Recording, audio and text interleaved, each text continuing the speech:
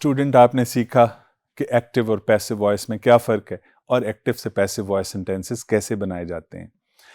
Important चीज़ याद रखने वाली ये है कि पैसिव वॉइस के अंदर हो नहीं सकता कि वर्ब टू बी की कोई फॉर्म ना लगे, हर हाल में लगानी होती है।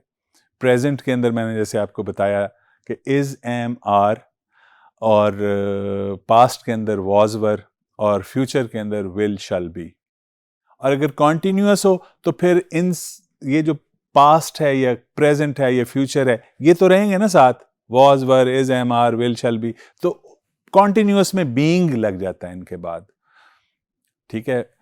विल बी और इसी तरह हैज बीन और हैज और हैव जो है, मसलन उसका हैज और हैव जो है वो हैज बीन और हैव बीन में, पास्ट में हैड जो है वो हैड बीन में, और फ्यूचर में विल शैल हैव जो है वो विल शैल हैव बीन में। वर्ब टू बी की फॉर्म हर पैसिव वॉइस के अंदर अकॉर्डिंग टू द टेंस लगाई जाती है। ये मैं आपको डिटेल में बता चुका हूं। फिर एक और बात जो बताई थी कि पैसिव वॉइस में वर्ब हमेशा थर्ड फॉर्म, जिसे पास्ट पार्टिसिपल फॉर्म कहते हैं, उसमें यूज किया जाता है। हमेशा आपने वर्ब को पास्ट पार्टिसिपल फॉर्म में यूज करना है।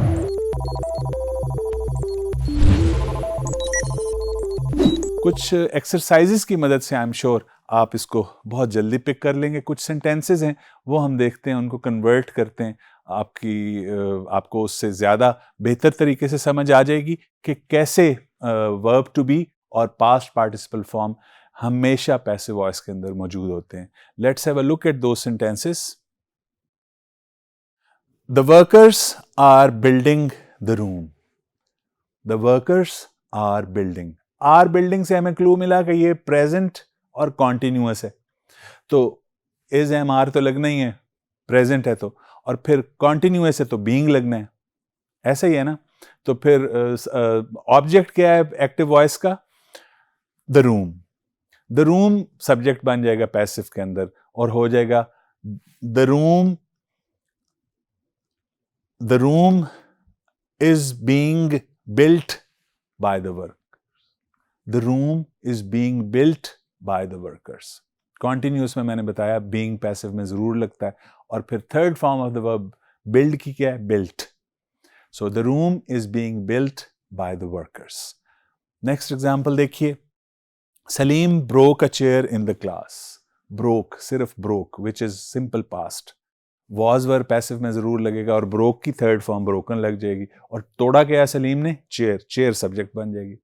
A chair was broken by Salim. Right? Was broken हो गया। Broke किस में गया? Past, simple past, was broken. Next example देखिए।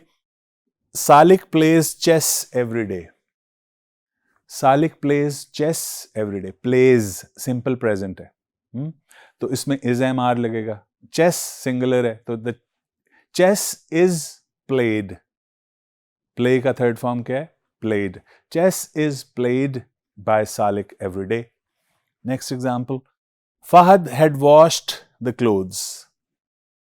Fahad had washed the clothes. Had washed. Past perfect. Had किस बन जाता है? Had been.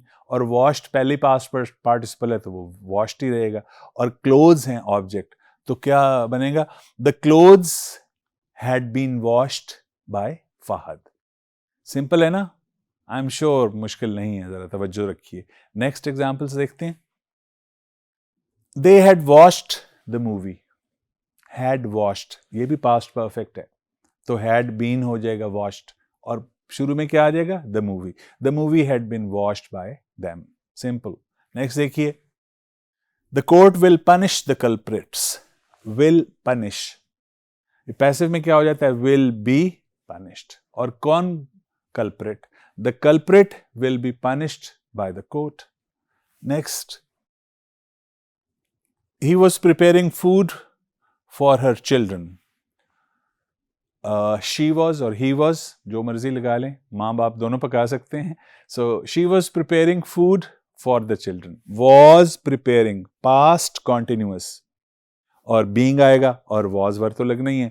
Food है, singular है, लिहाजा the food was being prepared by her. Next, last example है, they will have traveled 2000 kilometers in 10 days. They will have traveled 2000 kilometers in 10 days. Will have traveled. Future perfect. Will have किस में बदल जाएगा? Will, shall, have been में बदल जाएगा. और पहले ही past future perfect है तो participle past ही लगा हुआ है. लिहाजा हो जाएगा 2000 kilometers will have been traveled by them in 10 days. Dear students, आपने देखा कि कैसे एक्टिव और पैसिव को हमने इस्तेमाल किया सेंटेंसेस में, यानी एक्टिव वॉइस को कैसे पैसिव वॉइस के अंदर चेंज किया और कितना सिंपल था. It wasn't difficult. I hope आपको समझ आ चुकी होगी. मज़ीद प्रैक्टिस भी हम इस पर जारी रखेंगे और आगे भी इसके बारे में बात करेंगे.